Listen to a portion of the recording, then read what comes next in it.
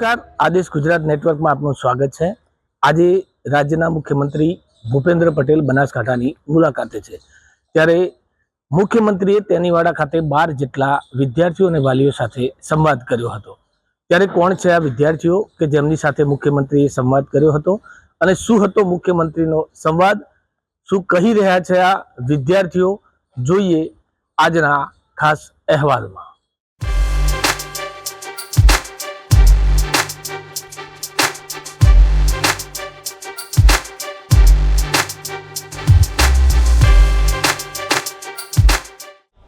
આજે બનાસકાંઠા જિલ્લાની અંદર છેલ્લા 3 વર્ષ દરમિયાન જે બાળકો ડ્રોપ આઉટ થયેલા હતા એવા બાળકો સાથે માનનીય મુખ્યમંત્રી સાહેબ શ્રી પ્રેરણાદાયી સંવાદ કર્યો।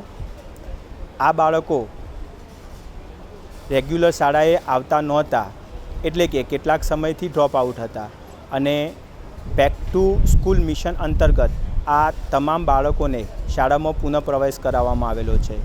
બનાસકાંઠા જિલ્લાની અંદર કુલ 37,000 જેટલા બાળકો ડ્રોપ આઉટ હતા, જેમાંથી 29,000 જેટલા બાળકો પુનઃ શાળામાં પ્રવેશ પામેલા છે।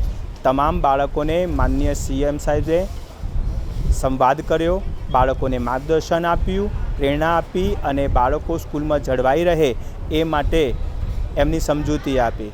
માનનીય સીએમ સાહેબનો આ તબક્કે ખૂબ આભાર માનું છું।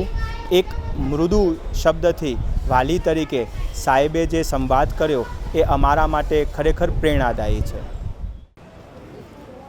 મારું નામ વાદી સુમાર રોહિતભાઈ છે। હું તેનીવાડા પગાર કેન્દ્ર શાળામાં અભ્યાસ કરું છું। હું ધોરણ 8માં અભ્યાસ કરું છું। હું મારા માતા પિતા સાથે કામ પર અમે બીજે રહેવા ગયા હતા, ત્યાં ગયો હતો અને હમણાં અમારા સાહેબ અમને સમજાવીને લાવ્યા અને હું અત્યારે શ્રી ભૂપેન્દ્રભાઈ પટેલ સાહેબથી અમને થોડું ભાષણ આપ્યું તે અમે સાંભળ્યું અને હું હવે ફરીથી ભણવા બેઠો અને હું હવે નિયમિત શાળામાં આવીશ।